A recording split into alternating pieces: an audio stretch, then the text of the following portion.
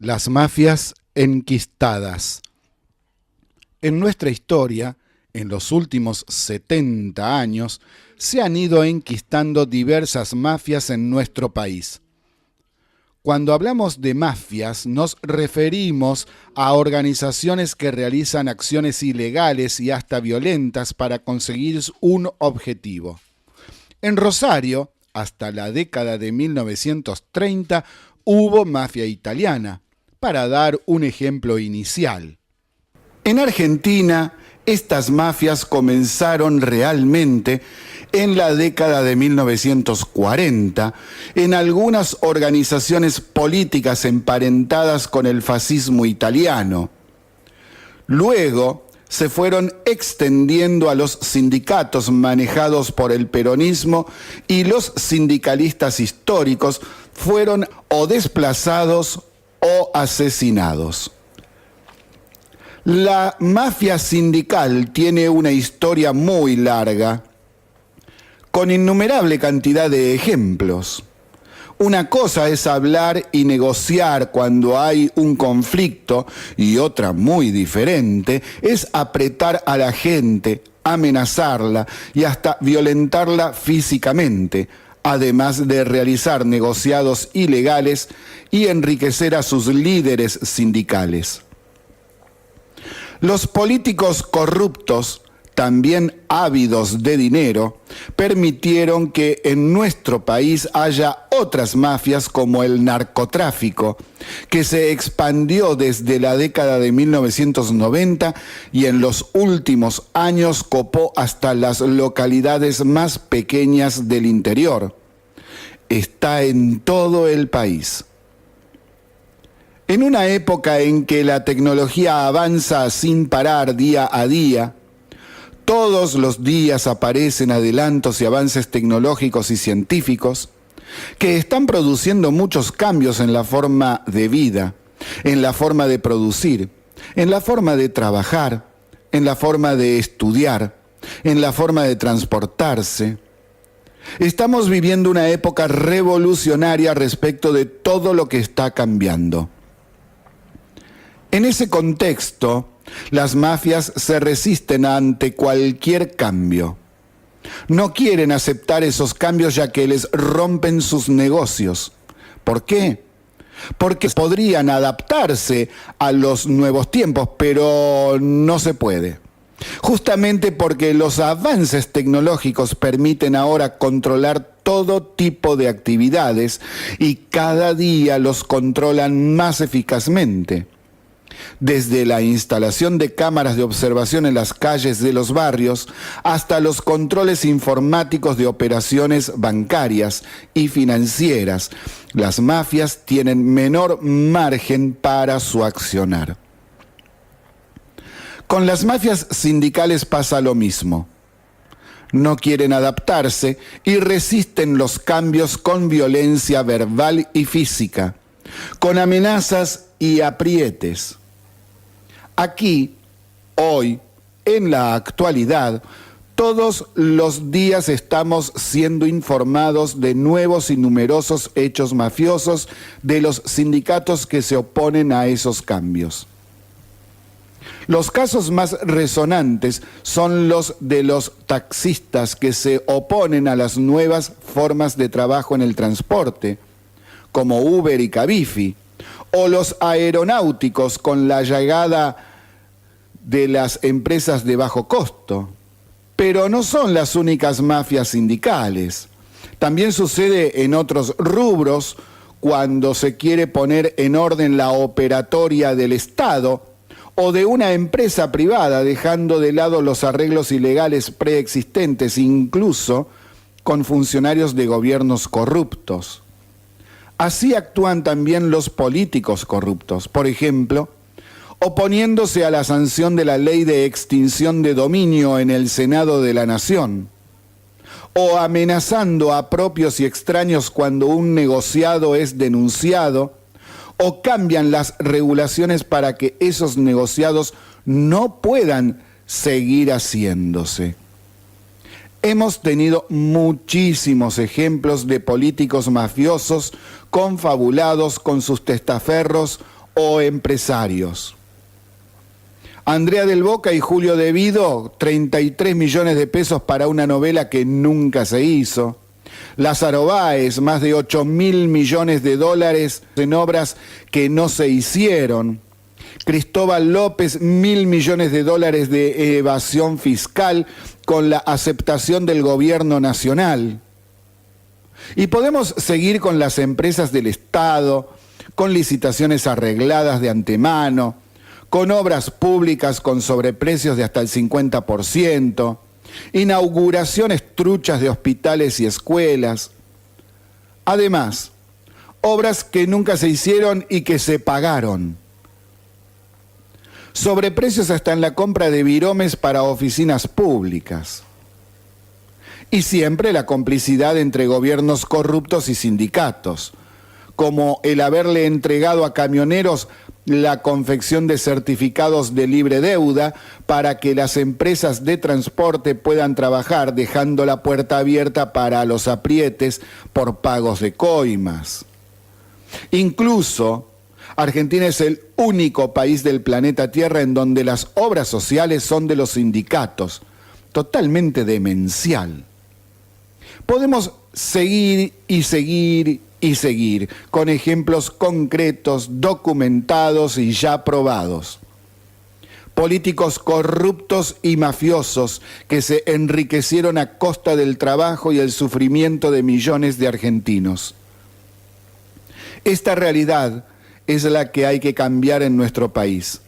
Es meternos en el mundo, un mundo que está tirando abajo a muchas mafias. Estamos metidos en una época de cambio. El asunto es ver si los argentinos tenemos o no en claro la cuestión de fondo. O seguimos igual permitiendo las mafias y negociados que enriquecen a unos pocos a costa de los trabajadores, o cambiamos modernizándonos para terminar, en lo posible, con las mafias y lograr tener un país serio.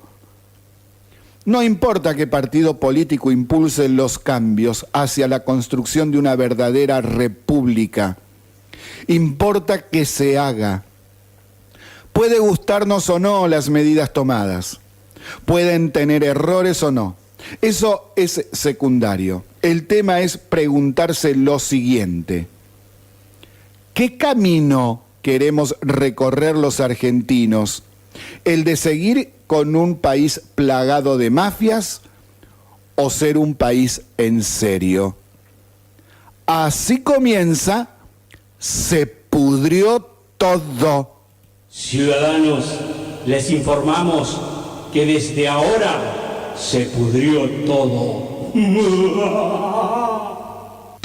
Buenas tardes a todos, ¿cómo les va? Estamos en esta bellísima tarde del 16 de julio del 2018, transmitiendo desde Radio City en su frecuencia de 88.7 MHz desde la ciudad de San Nicolás, República Argentina, para toda la zona de influencia del norte de la provincia de Buenos Aires y sur de la provincia de Santa Fe.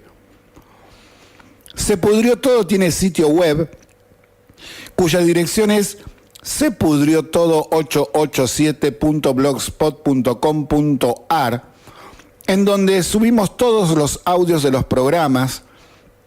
Además, tenemos la sección documentos y la sección informes, donde subimos toda la información que nosotros estamos dando en el programa día tras día.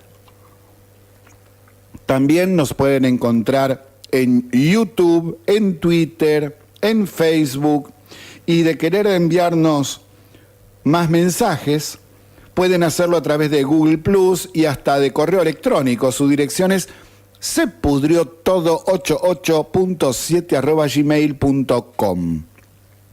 Y este fin de semana hemos subido en la sección sitios web, donde podemos estudiar en la República Argentina, por ejemplo, qué niveles hay, modalidades, escuelas, institutos, universidades, programas de la secundaria, por ejemplo, y también la dirección del Programa Nacional de Educación Sexual Integral, que tan de moda está este tema por el asunto del tratamiento de la ley del aborto en el Congreso de la Nación. Y en la sección informes, subimos el informe que pasamos la semana pasada, titulado Trabajo y Tecnología, Proyecciones a Futuro. Todo eso ha sido subido este fin de semana como gran novedad, como para ir ampliando nuestra base de datos y de información. Ahora vamos al panorama local. Hay propuestas culturales para el receso de invierno. Hoy en el Teatro Municipal hay 2 espectáculos. Uno ya comenzó a las 17, el Circo de Zombies. Y a las 21 vamos a tener el stand-up de Facundo Herrera. Por si alguno no capta el asunto de qué es un stand-up, es cuando una persona sube al escenario y empieza a hablar, generalmente con humor o trata de hacer humor. Hay gente que es muy buena, hay gente que es más o menos y hay otros que es para tirarle lechuga y tomates. Y algunos huevos podridos también. Pero Facundo Herrera no es ese caso. Es una persona que ya tiene su carrera en el ámbito del stand-up y es de muy buen nivel. Mañana, martes 17, a las 17 tenemos Locos por la Magia para todos los chicos, organizado por Magos Asociados Nicoleños. De 14 a 15:30 va a haber una expedición fotográfica familiar. Los chicos deberán llevar, por ejemplo, un celular o una tablet o una linterna, cualquier cosa, pero no es excluyente. Si se lo olvidan o no lo llevan, bueno, está bien, no pasa nada. Y mañana, martes, vamos a seguir anunciando para el día miércoles y el jueves qué es lo que hay. También tenemos que ir anunciando que el Festival Ternium Cine Infantil 2018 va a comenzar y va a tener además el apoyo de la Asociación Cultural Rumbo. ¿Y qué es lo que vamos a ver allí? Bueno, el viernes que viene, a partir de las 15 horas, vamos a tener La Bella y la Bestia. Y a las 17, 101 Dálmatas. Muy lindas propuestas para nuestros chicos. Y gracias a la Fundación Proa, a Ternium, a Rumbo, a la Subsecretaría de Cultura de la Municipalidad de San Nicolás, este festival de cine infantil viene muy bien. Va a ser en el Teatro Municipal los días viernes 20 y sábado 21.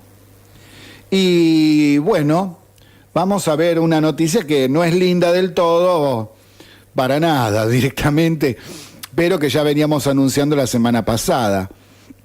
Desde hoy, lunes, Motomel frena su producción por 2 semanas. Por ello, se adelantan las vacaciones a sus empleados por ese lapso de tiempo. La causa es que se produjo más en los últimos tiempos de lo que efectivamente se ha vendido. Además, en junio vendieron menos que en los meses anteriores, en que se estuvo expandiendo la empresa con una fuerte inversión. Esto tiene que ver con una baja en las ventas de la empresa y también por el cimbronazo del aumento del dólar desde fines de mayo, ya que todo lo que hace Motomel es armar kits importados, no hay nada de producción nacional. Y acá hago una aclaración, porque ya me encontré con gente que dice que es porque hay una invasión de importaciones. Motomel es un armadero de kits importados, es decir, Motomel trabaja con todo importado. ¿Qué quieren? ¿Cerrar la importación? Entonces tendría que cerrar Motomel. Los países que tienen mejores niveles de vida son los que tienen mayor apertura económica. Argentina es uno de los más cerrados del mundo. Estamos en el puesto 156. Y doy este dato porque parece que hay mucha gente que no está informada de estas cosas. Entonces, muchachos, actualicen sus conocimientos de economía y la información que tienen, porque hay muchos que atrasan más de 50 años, realmente. También vamos a volver a insistir sobre el lanzamiento de San Nicolás Pyme, que va a ser el próximo jueves 2 de agosto, desde las 8 de la mañana hasta las 17 de la tarde en el Hotel Colonial, y es una muy buena oportunidad para las pymes de toda la región, con el fin de conocerse, a ver qué es lo que están haciendo cada uno, ver la posibilidad de realizar negocios. Hay charlas de capacitación, también hay charlas que ellos llaman de simplificación, en donde habrá stands del municipio de San Nicolás, de la provincia de Buenos Aires y de la Nación, para que la gente pueda evacuar todas las dudas sobre trámites y permisos de funcionamiento.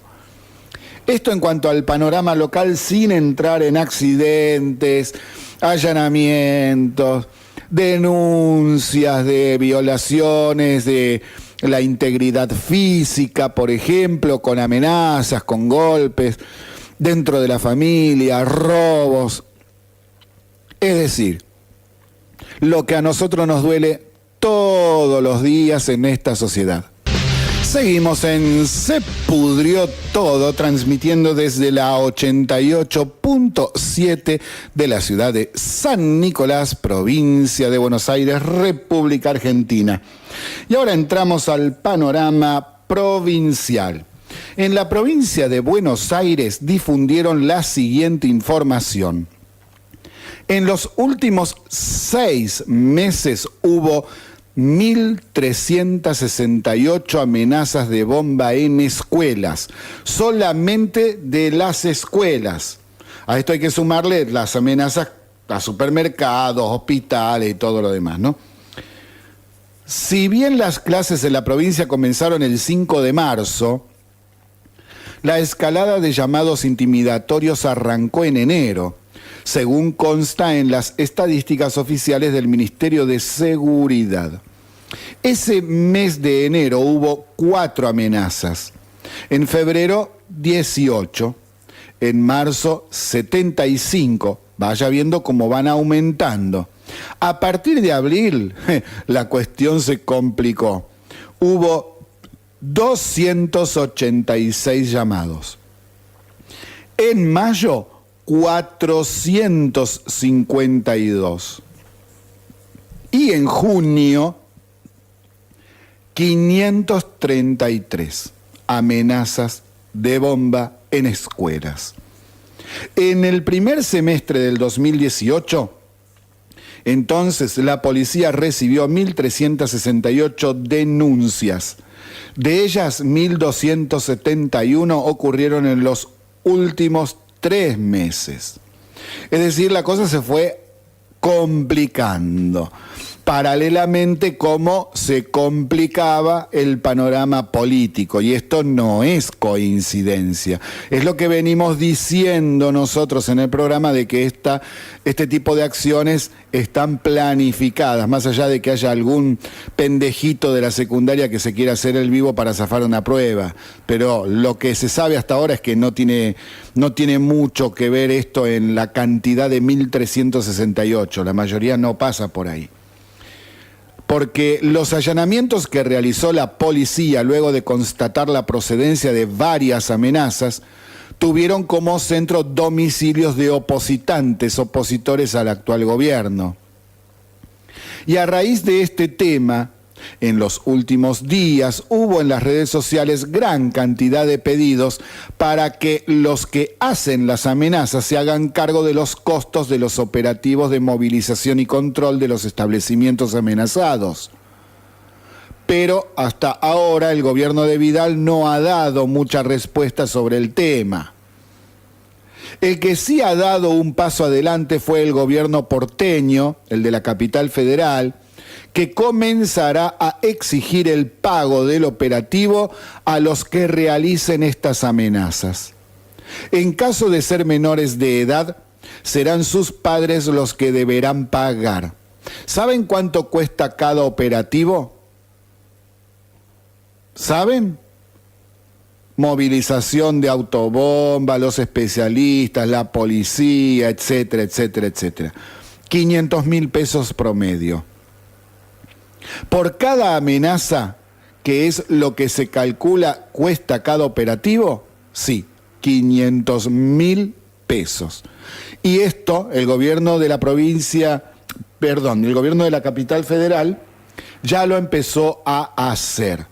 Y va a empezar a exigir por cada operativo justamente este dinero a los culpables de la llamada. Y en la provincia, esperemos que Heidi se convierta en leona y esto no lo deje pasar y empiece a cobrarlo, porque si ustedes saquen la cuenta a la provincia de Buenos Aires, 1.368 amenazas en 6 meses, ¿cuánta plata es? Porque esto no es gratis. Cuando hay que movilizar a la gente, a los especialistas, para constatar si realmente hay o no una bomba, entonces esto cuesta plata, además de la nafta que hay que pagar en los móviles, etc. Entonces, Vidal, conviértanse en leona, no sea cosa que al terminar su mandato esto siga vigente. Esto hay que cortarlo lo antes posible. No se puede seguir perdiendo tanto tiempo de clases. Pasando a otro tema, el Tribunal de Trabajo número 1 de La Plata insta a que el gobierno de Vidal vuelva a convocar al frente sindical en un plazo de 5 días. Esto es lo que dijimos el viernes pasado. ¿Para qué? Para seguir las negociaciones de la paritaria salarial. La última reunión hasta el viernes pasado fue hace 83 días, es decir que con estos 3 días que pasaron ya van 86 días sin reuniones de paritaria salarial y todavía no está firmada. Los sindicatos dicen que no puede ser que se siga tanto tiempo sin negociaciones. El gobierno provincial contesta que se hicieron buenas propuestas y que igualmente fueron rechazadas, no por considerarlas insuficientes, sino por cuestiones políticas y así seguir con el conflicto. Los sindicatos ya dijeron que si no son convocados realizarán una huelga de 3 días al término del receso de invierno. Ahora, la provincia ya los convocó para el lunes 23 de julio a las 15 como una forma de desactivar justamente este tema de los 3 días de huelga que quieren hacer cuando se vuelva del receso. Acá el asunto es, como hemos dicho varias veces, el frente sindical está buscando siempre el conflicto porque es otra pata del kirchnerismo que busca realizar problema tras problema y tener siempre alguna excusa para huelgas, movilizaciones, marchas, pedidos, etc.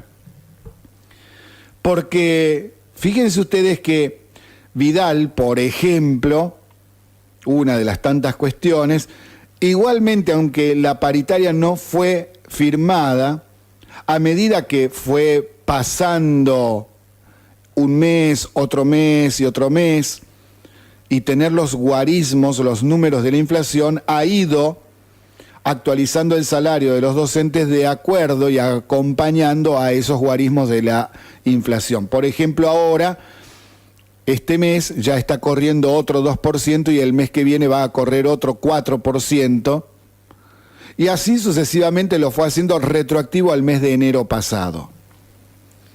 El problema son los jubilados porque no pueden hacerlo retroactivo a enero al aumento del 10% que le dio, 8-10% dependiendo de la escala salarial, que le dio hace 2 meses atrás a los jubilados del IPS, a los jubilados docentes, porque no se firma la paritaria. Entonces legalmente no puede Vidal utilizar los dineros públicos sin la paritaria firmada para poderle dar mejoras a los docentes que están jubilados. Bueno, veremos cómo sigue esto, ¿no?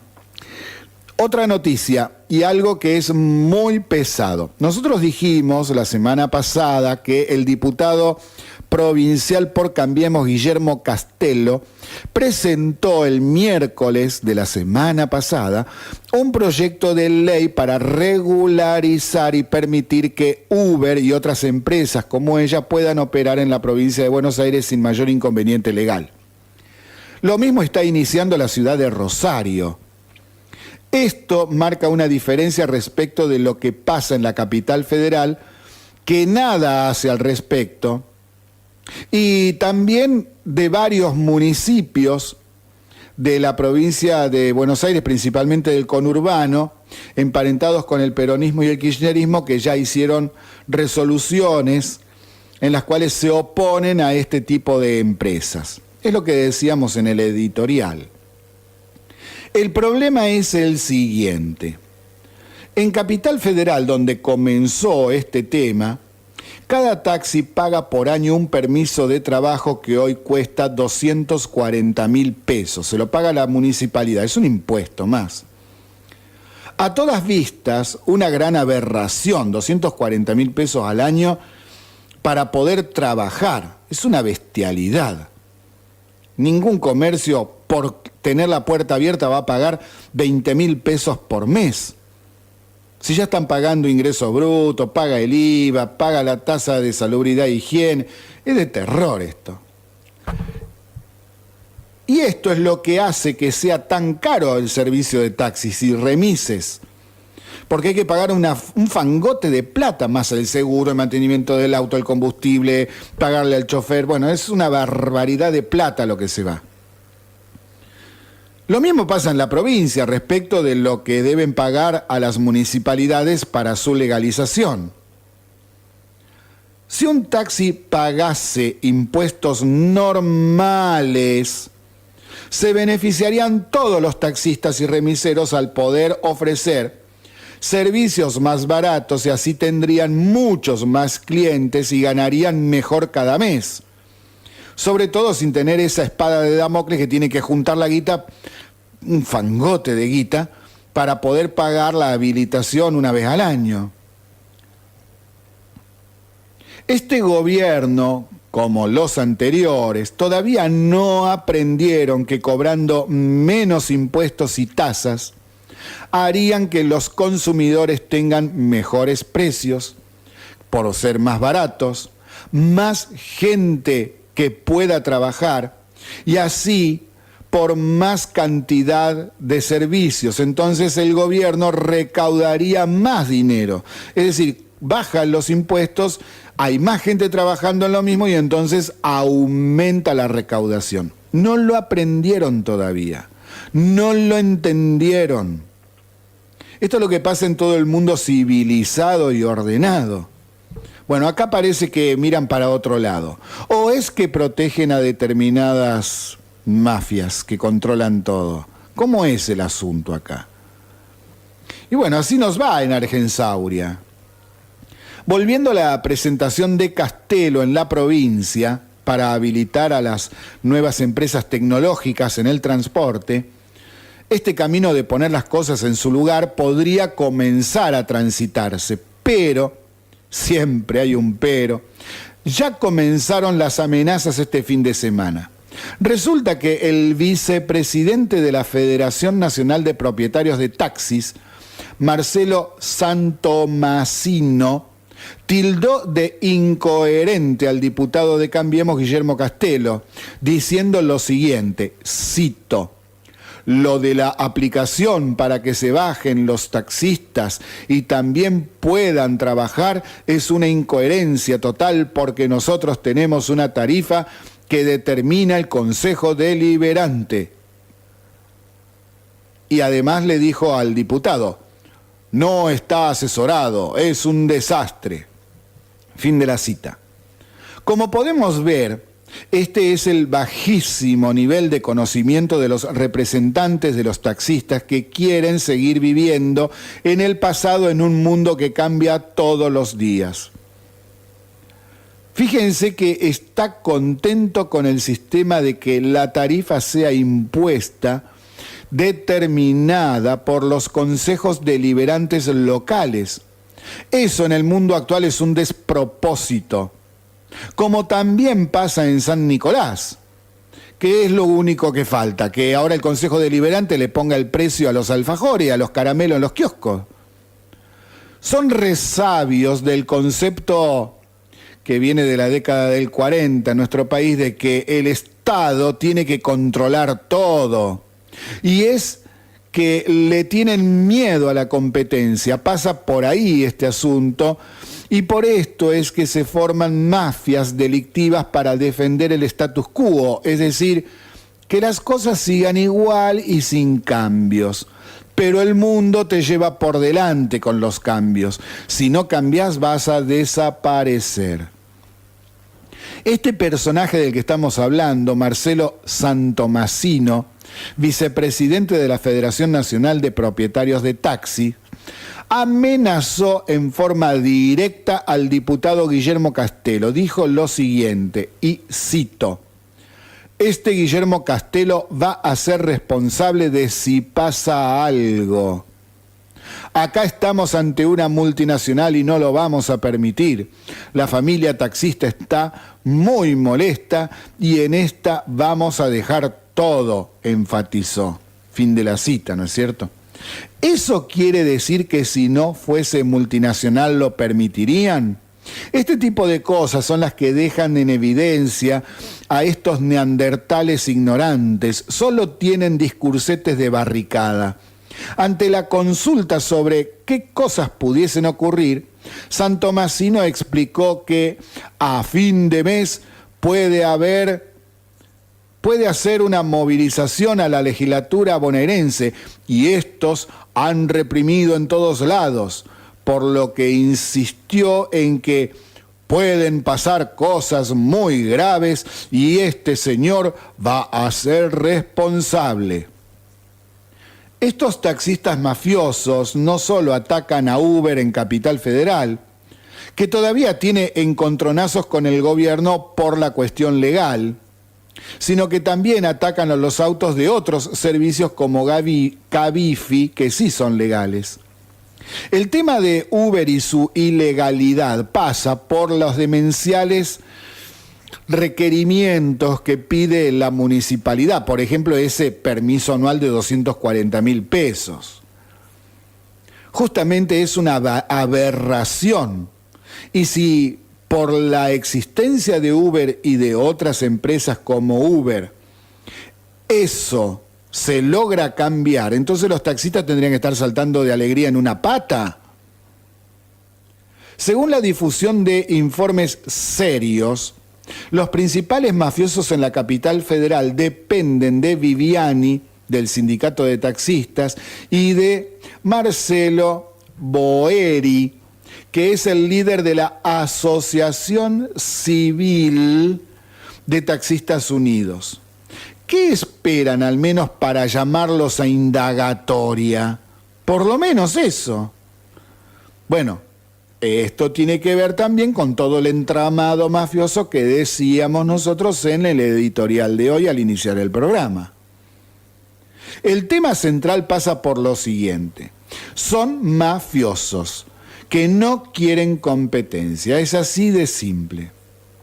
Y no tienen conocimiento para entender que se debe presionar al gobierno para la baja de impuestos y no ir contra empresas que los podrían ayudar a ellos mismos a ganar más dinero. Hay mucha ignorancia sobre este tema.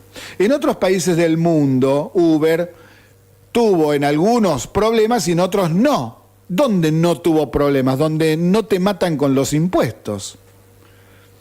Ahí arreglaron en 2 días y listo. Estos tipos, los taxistas mafiosos, están muy locos, pero no son los únicos. Este fin de semana se dio a conocer que hay pilotos de aerolíneas argentinas, ¿no?, que han pasado por parlantes del avión a los pasajeros un comunicado criticando al gobierno por permitir que haya aerolíneas low cost o bajo costo, criticando al gobierno nacional y diciendo, y no es chiste, tenemos el video que lo prueba y creo que ya algunos canales lo están empezando a pasar esta tarde, que no hay mantenimiento en los aviones. Sí, en pleno vuelo le dicen a la gente que los aviones no tienen mantenimiento. ¿Estamos todos locos? Y sí, estos tipos están muy locos y sacados.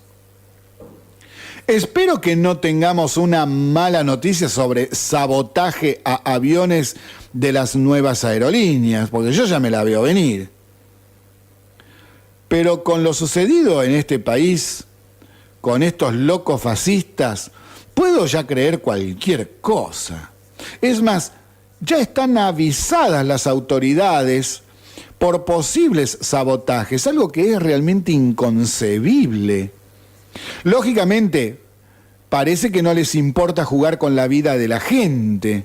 Bueno, si usted es viejito como yo y hace un poco de memoria, cuando en el inicio del gobierno del sultán de Anillaco se planteaba la privatización de las empresas nacionales, ya ahí había sabotajes casi todos los días a ferrocarriles, a empresas de transporte, a la empresa de teléfonos, etcétera, etcétera, etcétera. Hasta incluso hubo accidentes en la misma Somisa, accidentes que realmente nadie entiende cómo se produjeron.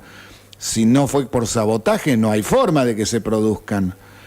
Y hubo en todos estos sabotajes en las distintas formas para desprestigiar a las industrias, a las empresas y a las industrias nacionales, para que la gente no se oponga tanto a su privatización, hubo muertos. Y esta mañana el tema se profundizó. Resulta que un vuelo de Aerolíneas Argentinas debía salir de Ushuaia, pero fue suspendido porque un sindicalista amenazó al piloto. Entonces el piloto se descompensó luego de que un integrante de la Asociación de Pilotos de Líneas Aéreas, el sindicato es APLA, lo presionara y amenazara para leer un reclamo sindical en medio del vuelo. Es el mismo texto que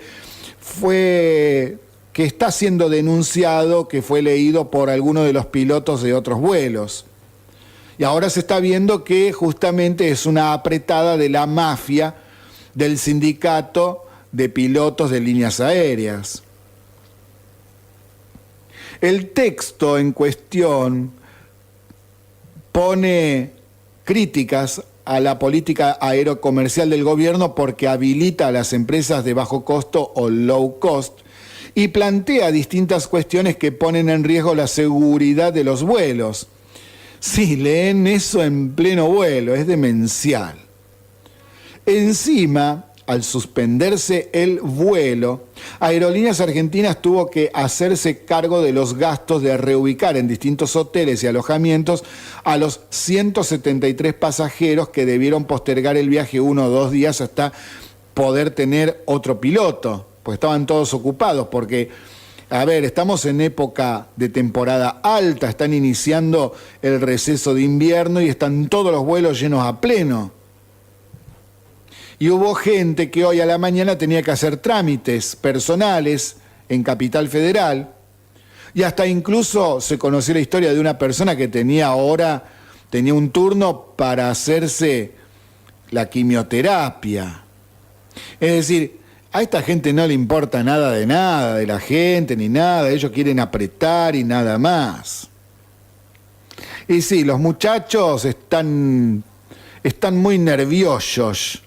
Y los muchachos de la muchachada también se están poniendo nerviosos.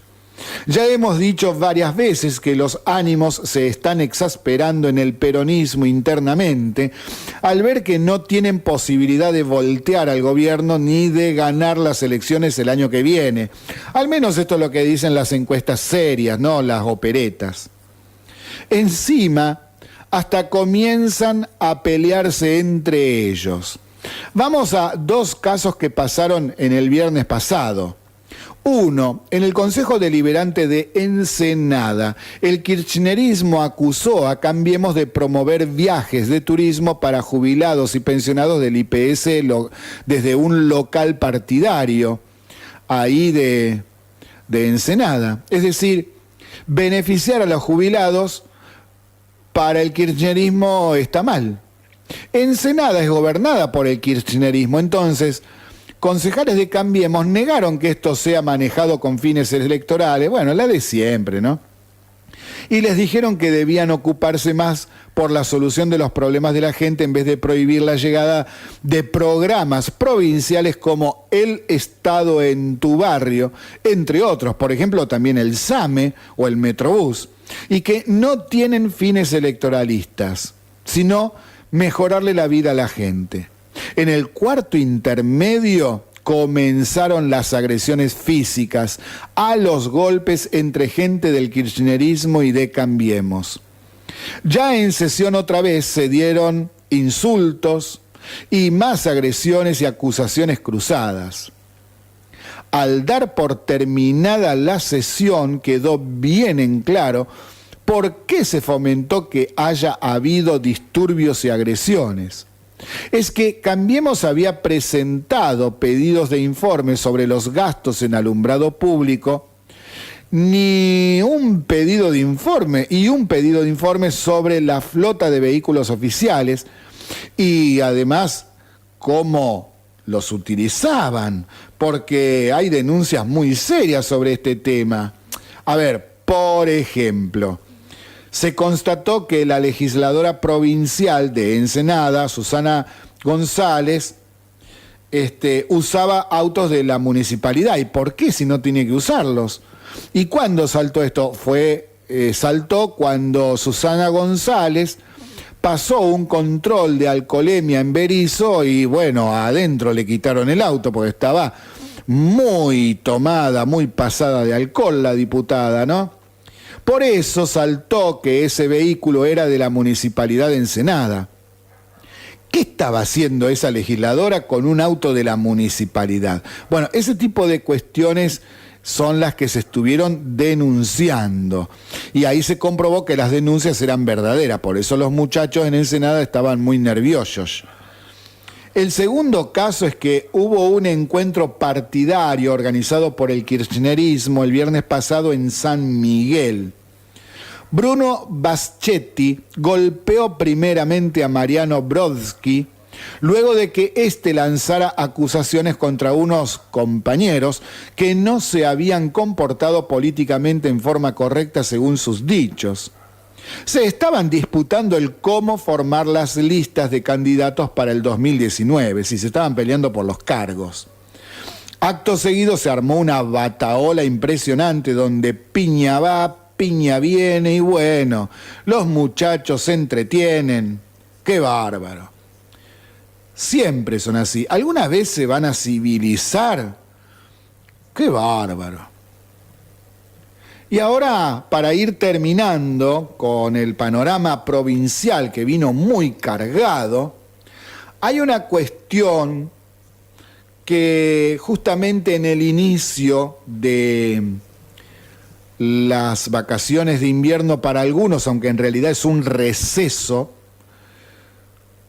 hay una movida de padres en algunas localidades de Capital Federal y también de la provincia de Buenos Aires, principalmente del conurbano, una movida que llaman Tarea Cero. La nueva cruzada paterna en vacaciones o receso, como usted quiera decirle. Ese es el título de una nota del sábado pasado publicada en el diario La Nación. Allí nos cuentan que en Capital Federal, por ejemplo, hay movidas de padres en esos grupos de WhatsApp de la escuela, ¿vieron? Generalmente donde intervienen madres y padres.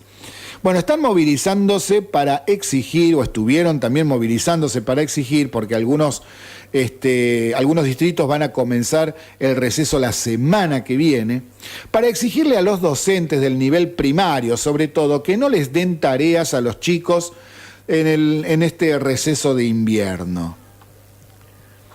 Mis consideraciones al respecto son las siguientes.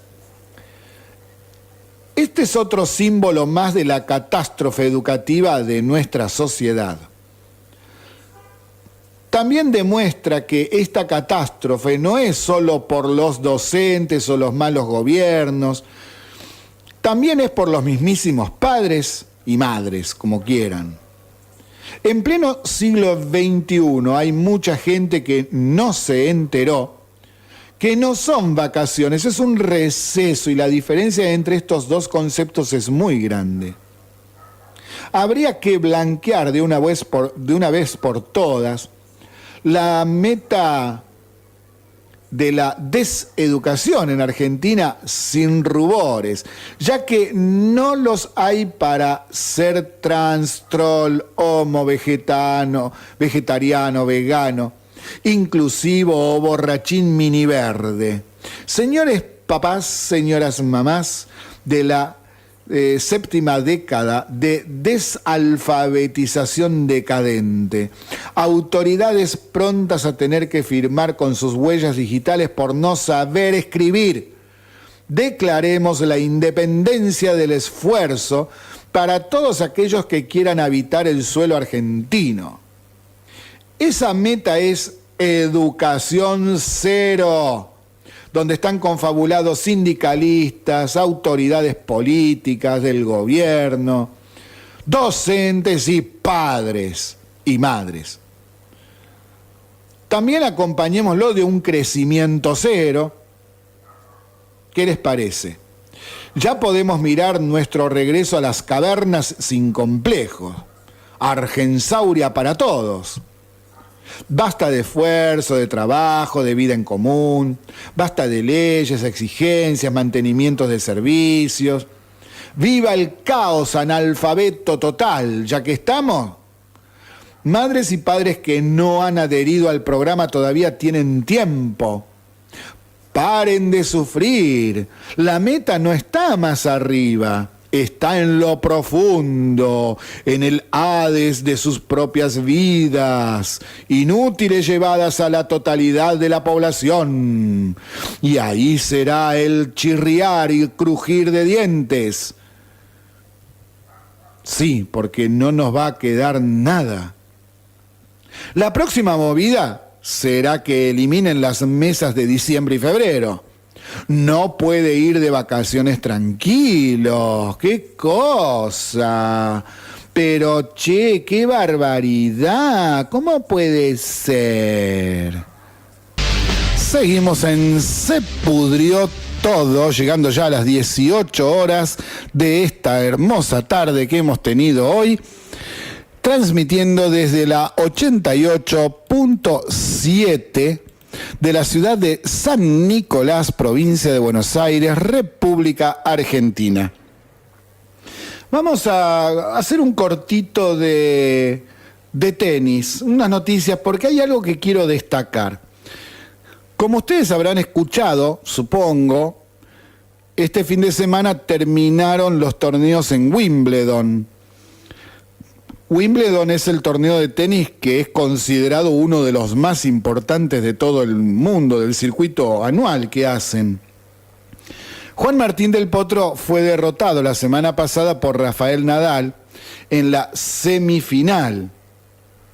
Y entonces no pudo seguir aumentando sus triunfos. Pero un argentino sí llegó a la final. Se trata de Gustavo Fernández. Si no lo conoce, trate de acordarse el nombre. Gustavo Fernández, que cayó en la final de tenis adaptado contra el sueco Stefan Olsson. Tenis adaptado significa en silla de ruedas. Gustavo Fernández es de Córdoba y está tercero en el ranking mundial de tenis adaptado. Sí, está tercero a nivel internacional. Ya hemos hablado en programas anteriores de Gustavo, porque es de primer nivel y hay que destacarlo porque es un argentino que nos debería dar orgullo a todos. Es de destacar porque en los medios muy poco se informa al respecto. Es un jugador del que en programas anteriores nosotros dimos noticias porque realmente es de destacar y es un motivo de orgullo nacional y no se entiende qué es lo que le pasa a esos editores responsables, como dicen siempre, de los distintos noticieros de televisión, radio y de los diarios. Casi nada hay de Gustavo Fernández. Qué bárbaro, qué terrible. Qué terrible. Bueno, a ver, una noticia es que el Ministerio de Seguridad de la Nación informó lo siguiente. Resultados de operativos de narcomenudeo de esta semana. Es decir, narcomenudeo es aquel que vende por ahí un porrito, algo así, en la calle. En todo el país se hicieron operativos de narcomenudeo. Y en esta semana, yo recibo la información de todas las semanas. Les doy esta semana como por primera vez, como para tener una idea. Hubo esta semana 488 procedimientos de Prefectura Naval, seguridad de la PSA, de la Policía Federal Argentina. Hubo en Santa Fe, en Rosario, en La Cava, en Mar del Plata, Tigre, Zárate, San Fernando, etc. Bueno, ¿sabe qué pasó? Hubo más de 600 detenidos en una semana, nada más. Más de 500 kilos de cocaína incautados y 122.000 kilos de marihuana se incautaron. Les repito, 600 detenidos, 500 kilos de cocaína, 122 kilos de marihuana, 510 litros de precursores químicos en Córdoba para la elaboración de drogas. Y esto lo quiero decir porque como estábamos hablando de las mafias en el editorial de hoy, hay cosas que no salen publicadas como venimos diciendo en los medios. Ahora, ¿por qué no las publican? ¿A quién no le conviene que la gente se entere que se está atacando a los narcotraficantes? Cuando en el mes de junio les dijimos que había un problema serio en las cárceles nacionales, es porque se está metiendo a mucha gente presa que antes no se metía presa, antes se la dejaba libre o directamente no se la buscaba o no se hacían procedimientos y la gente seguía libre haciendo de las suyas. 600 en una semana metieron presos por venta de drogas. ¿Se dan cuenta la cantidad? Estamos copados del narcotráfico. Esto va a ser una guerra prácticamente que va a durar mucho tiempo. Y se están poniendo muy nerviosos. Bueno, vamos a algo que nos reconforte, que nos enseñe, que nos muestre que así como hablábamos recién de Gustavo Fernández en el tenis adaptado, que es el tercero en el mundo, en el rating mundial, que hay noticias que son lindas, vamos a recordar a un grande. René Favaloro. René Favaloro nació el 12 de julio de 1923 en la ciudad de La Plata. Se graduó como médico en 1949 en la Facultad de Ciencias Médicas de la Universidad Nacional de La Plata. Trabajó en la misma ciudad capacitando médicos y dando clases. Casualmente, en 1949, apenas recibido, se produjo una vacante para médico auxiliar. Accedió al puesto en carácter interino y a los pocos meses lo llamaron para confirmarlo. Le pidieron que completara una ficha con sus datos, pero en el último renglón debía afirmar que aceptaba la doctrina del gobierno. El destino se ensañaba de manera incomprensible. Sus calificaciones eran mérito más que suficiente para obtener el puesto. Sin embargo, ese requisito resultaba humillante para él. No firmó y no aceptó el cargo. Por eso vio una oportunidad de trabajo en Jacinto Arauz, pueblo de la provincia de La Pampa, al que llegó en 1950 junto a su hermano Juan José, también médico, y fundaron una clínica. Alcanzó reconocimiento mundial por su labor en desarrollar el bypass coronario utilizando vena safena, método estudiado hacia fines de la década de 1960, mientras vivía en Estados Unidos, para luego regresar a la Argentina en 1971 y continuó su actividad trabajando en la clínica Güemes. También fue parte de la CONADEP, que es la Comisión Nacional por la Desaparición de Personas, y fundó la Fundación Favaloro en 1975. En 1992 inauguró en Buenos Aires el Instituto de Cardiología y Cirugía Cardiovascular de la Fundación Favaloro, entidad sin fines de lucro. Denunció la corrupción del sistema de salud argentino que llevó a su fundación a tener una deuda enorme que no podía pagar ya que el PAMI no le pagaba a él. La situación fue empeorando y terminó suicidándose a los 77 años de un disparo al corazón el 29 de julio del año 2000, luego de escribir una carta al por entonces presidente Fernando de la Rúa.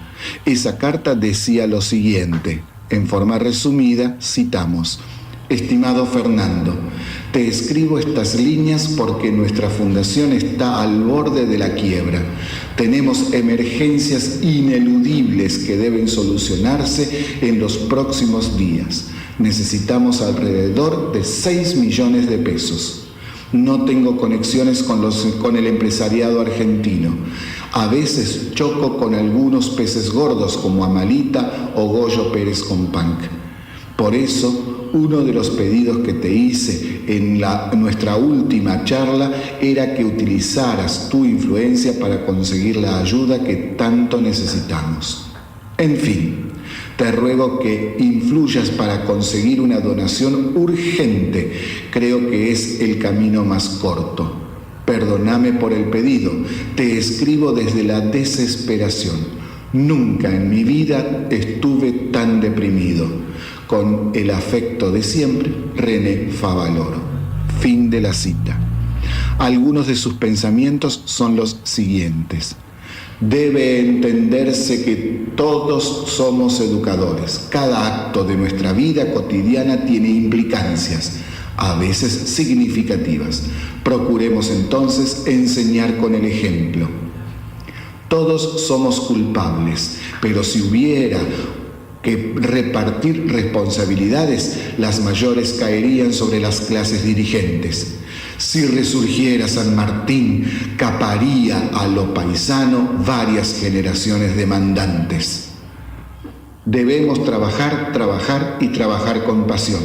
Siempre habrá tiempo para el ocio fecundo, en beneficio de todos. Hemos de esforzarnos para mejorarnos individualmente, pero entendiendo que formamos parte de una sociedad que demanda nuestra participación. Cuanto más destacada sea nuestra posición individual, más grande será nuestro compromiso social. Ha llegado la hora de trabajar con humildad y modestia verdaderas. Hay que aprender a no marearse con las alturas de la montaña. En la montaña de la vida nunca se alcanza la cumbre. Los progresos de la medicina y de la bioingeniería podrán considerarse verdaderos logros para la humanidad cuando todas las personas tengan acceso a sus beneficios y dejen de ser un privilegio para las minorías. Recordaremos siempre porque debe estar presente en todo momento. Como persona, por sus logros científicos, su honradez y su humildad, la de los grandes próceres de la patria. Gracias, René Favaloro. Así, recordando a un grande, nosotros podemos tener también mayor conocimiento de lo que somos y lo que tenemos. ¿Cómo es posible que no sepamos, por ejemplo, que tenemos a un grande como Favaloro? Las nuevas generaciones no lo conocen ni de nombre. A Gustavo Fernández, tercero en el rating mundial de tenis adaptado para personas con alguna discapacidad física. Gente que es muy valorable, gente hermosa de nuestro país. Lamentablemente tenemos otra gente que no es nada hermosa ni rescatable. Fíjense ahora algo muy importante y que deja al descubierto una vez más cómo nos han robado durante el gobierno del kirchnerismo. Se presentó hoy una denuncia contra Julio De Vido al encontrarse documentos por los que 8 días antes de dejar el poder ordenó pagar 70 70 millones de dólares por un gasoducto que nunca se hizo. Es decir, ordenó pagar algo que en realidad no se hizo. Y justamente se trata de un gasoducto de Santa Cruz. Qué casualidad, ¿no? Una obra que no tuvo licitación pública, ni auditorías, ni un tornillo puesto, nada. Todo era mentira, todo un invento, como tantas otras obras anunciadas y que eran engaños, justamente para derivar dinero. Hoy, la Oficina Anticorrupción presentó esta denuncia. Esta es otra causa contra Devido cuya defensa siempre fue que él no firmó nada. ¿Y qué pasa ahora? Que los documentos encontrados están firmados por Devido. Repito, 8 días antes de irse del gobierno en diciembre del 2015, se pagaron 70 millones de dólares por un gasoducto que nunca se hizo. No había licitación, no había nada, era un invento. Y esos no son los únicos documentos encontrados. También hay otros de los hermanos Rossi por negociados con los subsidios a sus propias empresas de transporte de colectivos en Rosario.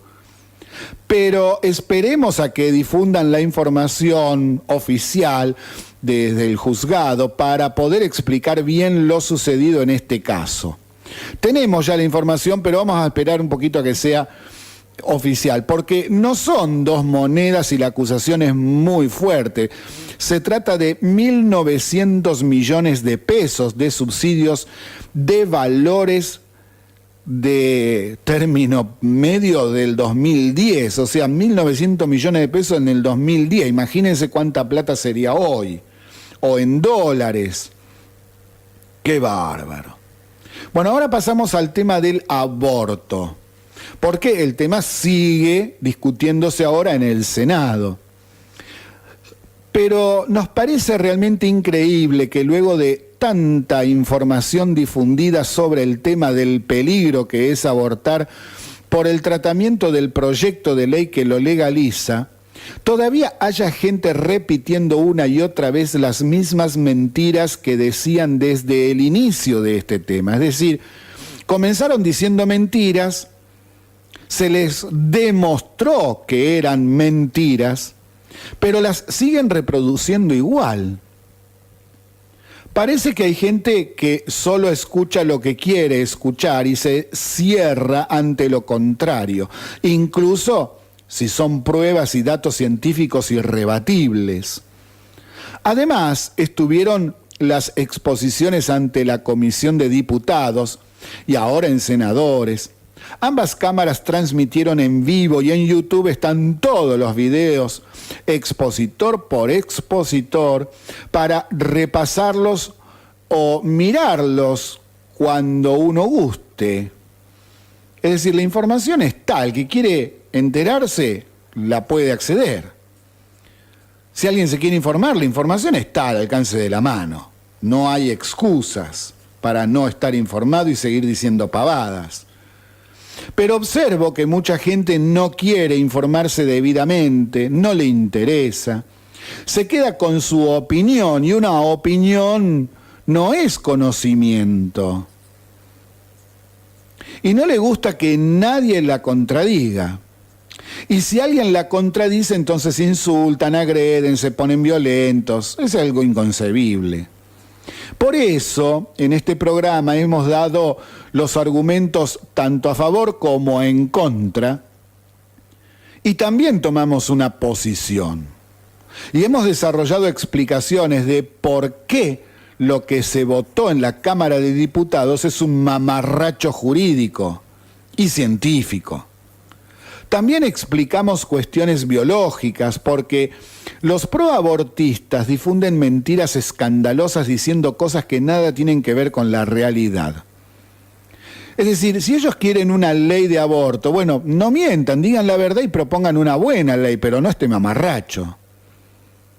Hoy, le traemos el audio de una de las exposiciones ante la Cámara de Diputados que fue el 10 de abril del 2018. Y es de Jorge Aquino, que es biólogo. ¿Y por qué lo traemos? Porque deja en claro algunas de las cuestiones que son verdad en la ciencia y que desnuda las mentiras de los proabortistas en algunas cuestiones que son inconcebibles. Bueno, lo vamos a escuchar. Gracias. Tiene la palabra el licenciado Jorge Aquino. Buenas tardes. Soy licenciado en Ciencias Biológicas por la Universidad Nacional de Mar del Plata, doctor en Medicina por el Instituto Karolinska de Suecia. Honorables señores diputados de la Nación, me siento honrado de poder dirigirme a quienes buscan tutelar el bien común de todos los argentinos. Soy investigador independiente del CONICET. Me dedico a la biología del desarrollo y a la medicina regenerativa. Me propongo aportar argumentos biológicos que nos permiten concluir sólidamente que el embrión humano desde el primer momento es un ser humano y una persona. La biología demostró que la vida del ser humano comienza con la fertilización, unión de un espermatozoide y un óvulo. Solo la célula resultante de dicha unión, que se llama célula huevo o cigoto, es un individuo humano. No las gametas, que son células muy especializadas y en caso de no haber fertilización, mueren a los pocos días en el seno materno. Se define como individuo a un organismo vivo perteneciente a una especie. Como tal, puede cumplir un ciclo vital. Nace, crece, se reproduce y muere. El cigoto, primer estadio del desarrollo embrionario humano, es una célula totipotente, es decir, que tiene la capacidad de generar todos los tejidos del cuerpo y la placenta. Ninguna clase de célula que no sea totipotente es capaz de desarrollarse como embrión humano, salvo que la transformemos en totipotente en un laboratorio. En el hombre son totipotentes el cigoto, células de la mórula y células de la masa celular interna del blastocisto, hasta aproximadamente los 14 días post-fertilización. Hay quienes dicen que el embrión o el feto no son individuos, sino una parte u órgano de la madre. Sin embargo, su información genómica es diferente a la que presentan los cromosomas de sus progenitores. Y sus cromosomas son de un individuo humano extremadamente joven, con telómeros largos. Darwin, el padre de la biología evolutiva, escribió en su libro El origen de las especies que los vertebrados comparten un proceso de desarrollo embrionario muy similar, porque esas mismas fases se dieron en nuestro antepasado común. Por lo tanto, el desarrollo embrionario de los distintos vertebrados es asimilable, por lo que es correcto aplicar conclusiones de unas especies a otras. Así, en los reptiles, las aves y los mamíferos no placentarios como nuestra comadreja, la mayor parte o incluso casi todo el desarrollo embrionario sucede fuera de su progenitor y con independencia fisiológica, por ejemplo para respirar. A partir de esas observaciones podemos afirmar que los embriones de todos los vertebrados son todos hechos individuos, diferentes de sus progenitores. Basados en datos de la biología podemos concluir que el embrión humano es una persona. La definición tradicional de persona es la de un individuo de naturaleza racional, mientras que para el diccionario de la Real Academia Española, en su primera acepción y en su acepción jurídica, persona o persona física es un individuo de la especie humana. El ser humano tiene una naturaleza racional porque piensa, tiene autoconciencia y actúa con libertad. Al pertenecer a la especie humana, por ese mismo hecho el embrión ya es persona, aunque esté desarrollando sus capacidades. No es una persona en potencia, aunque esté en potencia de nacer y de ser adolescente, adulto y anciano. Hay quienes afirman que como puede fragmentarse hasta el día 14 y originar gemelos monocigóticos, no sería un individuo, ya que pertenece a una acepción del concepto de persona el no poder dividirse. Sin embargo, hoy se sabe que varios otros mamíferos generan también gemelos monocigóticos. Hay además individuos adultos de algunas especies como la lombriz acuática y la planaria que pueden ser fragmentados y regenerarse originando dos individuos a partir de uno. Un mismo sujeto organismo vivo, humano, no puede no ser individuo y luego pasar a serlo a lo largo de su desarrollo. El hecho de que el embrión de un mamífero pueda generar gemelos monocigóticos debe ser considerado, por lo tanto, como una excepción de una acepción imperfecta de la noción de individuo. Por otro lado, si dudáramos acerca de que los seres humanos sean personas por no estar aún capacitados para actuar de acuerdo con su conciencia y libremente, deberíamos poder matar a niños menores de 4 o 5 años, ya que carecen del discernimiento suficiente, o a personas incapaces racionalmente por defectos del desarrollo con independencia de su edad. Por otra parte, es arbitrario poner como comienzo de la entidad como persona la actividad cerebral, ya que pueden registrarse encefalogramas en embriones de muchos animales y porque las redes neuronales del cerebro humano terminan de conectarse en la adolescencia y de madurar hasta los 30 años de edad, hacia los 30 años de edad. Finalmente, no hay fundamentos suficientes como para sostener que la calidad de persona se adquiere gradualmente, ya que el hombre no cambia de especie en ningún momento de su desarrollo. Por otro lado, ello significaría que uno pudiera ser cada vez más persona, como si un elefante pudiera ser más elefante durante su desarrollo. Con esa lógica, un bebé de 2 meses sería menos persona que un niño de 6 años, cuya conectividad funcional con la corteza prefrontal está mejor establecida. Por lo anterior, concluyendo, un embrión humano es un ser vivo de la especie humana y es una persona. Desde el principio de nuestra existencia ya fuimos concebidos siendo personas y no otro tipo de ser, con la dignidad intrínseca que ello supone. El dilema al que se nos propone enfrentarnos es entre cuidar a la mujer o cuidar a la vida concebida en ella. Debemos cuidar ambas vidas. Está en juego cómo nos definimos como sociedad. Si elegimos sacarnos el problema de encima porque eliminamos a una de esas vidas humanas, o defender a ambas con políticas sociales adecuadas. Tenemos una oportunidad única de elegir soluciones que promuevan el respeto por todo ser humano, independientemente del grado de su desarrollo y o condición personal. Muchas gracias. ¿Quedó claro? Porque muchas veces nos encontramos con gente que dice, todavía no es un ser humano. ¿Por qué? Y bueno, porque dicen, está bien que se haga el aborto hasta la semana 14 porque no siente nada, no es un ser humano, es un embrión, un feto, cualquier cosa. No tiene desarrollado el sistema nervioso. Y hay gente que está mintiendo porque el sistema nervioso comienza a desarrollarse en la 6ª semana. Hay muchos videos, por ejemplo, donde podemos observar abortos de antes de las 14 semanas, de la 8ª semana, la 10ª semana, en donde ese feto, como dicen, siente dolor cuando lo están sacando. Son cuestiones muy básicas de la secundaria y es gente que o no las sabe o mira para otro lado y no les importa.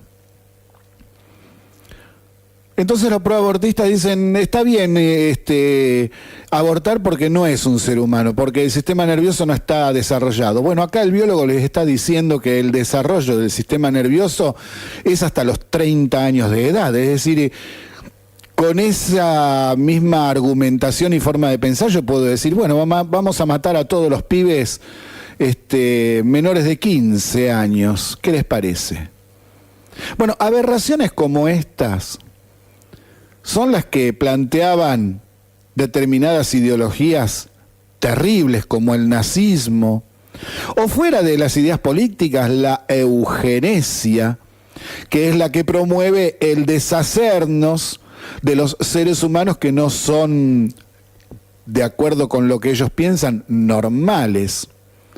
¿Qué vamos a hacer? Igual que pasó en España, que cuando habilitaron la ley de aborto, todos los bebés que venían en camino y tenían síndrome de Down eran abortados. En España casi no hay más chicos con Down. Eso es un asesinato. Eso es un asesinato. Estamos en Se Pudrió Todo, transmitiendo desde la 88.7 de la ciudad de San Nicolás, provincia de Buenos Aires, República Argentina. Volviendo al panorama nacional, tenemos una buena noticia. Llegaron este fin de semana 19 locomotoras más para los ferrocarriles que se están poniendo a funcionar. Se suman a las otras locomotoras que ya fueron distribuidas entre los diferentes ramales. Son más de 40 en el último año. La novedad es ahora la siguiente. Una de esas locomotoras es la primera que se va a incorporar al Puerto Federal en los últimos 61 años. Sí, escuchó bien, hace 61 años que no había locomotoras nuevas para el Puerto Federal. Sí, no es chiste. Y esto deja en evidencia otra verdad que hemos dicho ya tantas veces en este programa. El país pasó décadas, muchas décadas, sin inversión real en infraestructura. Y así nos iba, y así nos está yendo. ¿Lo lograremos cambiar? Bueno, vamos a ver.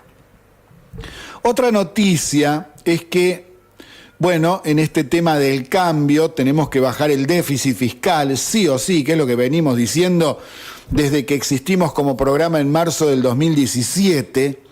Prácticamente todos los programas lo hemos estado viniendo a decir, de una u otra manera enojándonos con el gobierno y enojándonos con el anterior por el déficit que nos dejaron.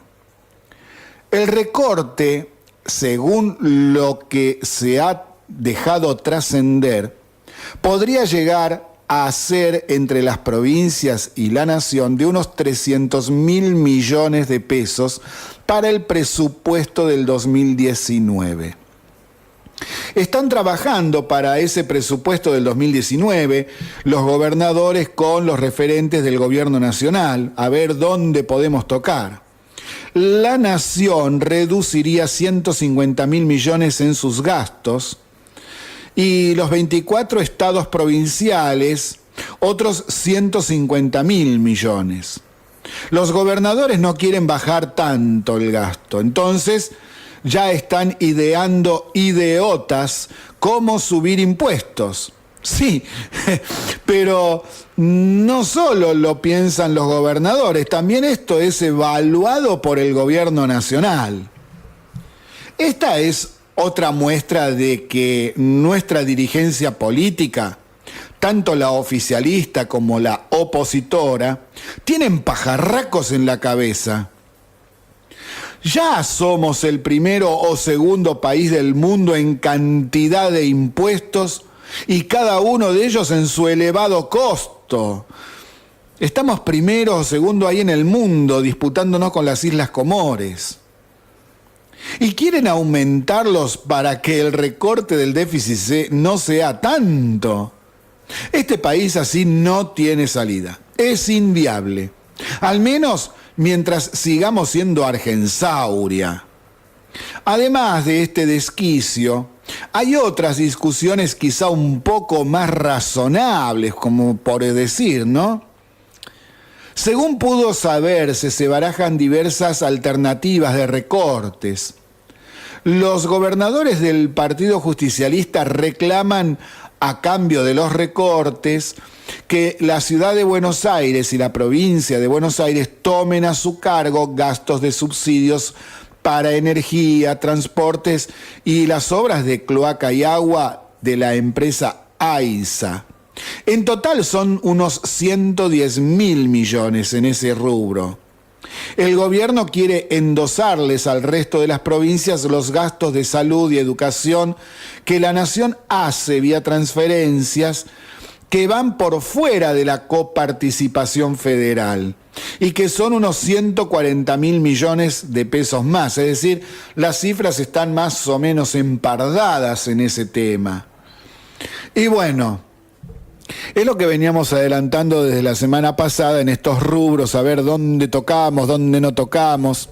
Y volvemos a explicar algo por si se lo perdió en los programas anteriores.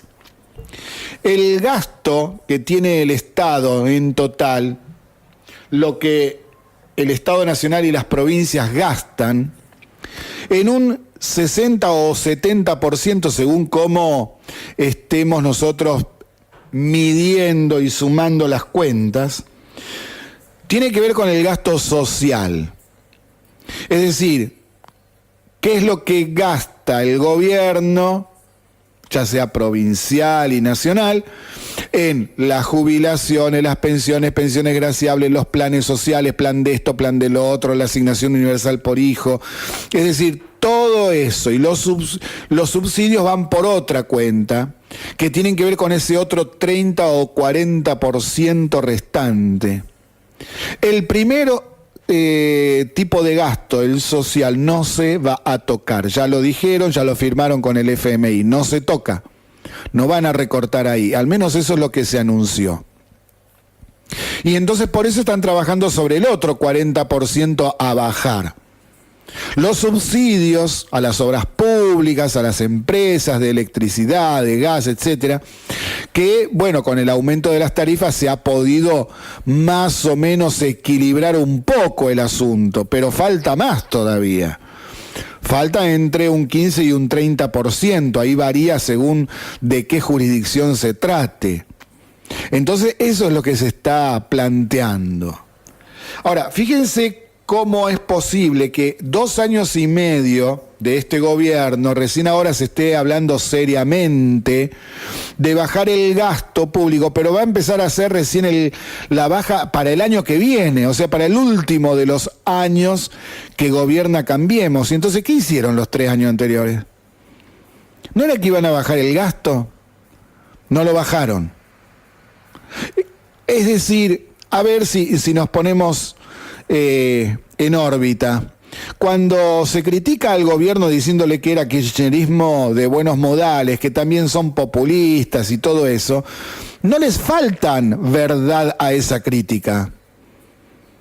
Porque no bajaron el gasto como deberían haberlo bajado, ya de entrada. Y bueno, así vamos. Lo que pasa es que hay gente en este país que sigue pensando que la forma de bajar el gasto es subiendo los impuestos, que no es bajar el gasto, al contrario, es subirlo más todavía. Pero si subimos los impuestos, la Argentina directamente tiene que bajar la persiana y decir, bueno, ya está, listo. Cerramos todo, el último que apague la luz y váyanse a donde quieran, porque este país es inviable. Es el país que más impuestos cobra en el mundo y están hablando de aumentar más impuestos. ¿Se dan cuenta nuestra clase dirigente que está muy loca? Que es muy ignorante. Y acá tenemos radicales, de Cambiemos, tenemos del Partido Justicialista, de Unidad Ciudadana, de la izquierda, con sus distintas variaciones, del Frente Renovador. Todos piensan así. Esa es la clase dirigente que tenemos, y mucha gente en el país está enojada porque dice que van a bajar el déficit y entonces viene una recesión. Y bueno, querido, pero es lo que hay que hacer. Se terminó la fiesta. ¿Hasta cuándo querés estar de fiesta? ¿Cómo haces para tapar el déficit fiscal? De eso nadie habla. No, miro para otro lado. Y entonces lo único que se le ocurre a cierta parte de la dirigencia política es aumentar los impuestos. Están realmente muy de la cabeza. Realmente muy de la cabeza. Y así nosotros vamos terminando el programa de hoy. Me van a tener que disculpar que me voy 20 minutitos antes, pero tengo gente en casa que tiene que hacer un arreglo. Y va a las 19, así que tengo que salir corriendo para mi casa. Disculpen que los deje, pero no me queda otra. No hemos podido arreglar otro horario. Nos vemos mañana a las 17 horas comentando y explicando la realidad de Argentina y del mundo. Muchas gracias por estar con nosotros. Pásenla muy lindo. Adiós, hasta mañana.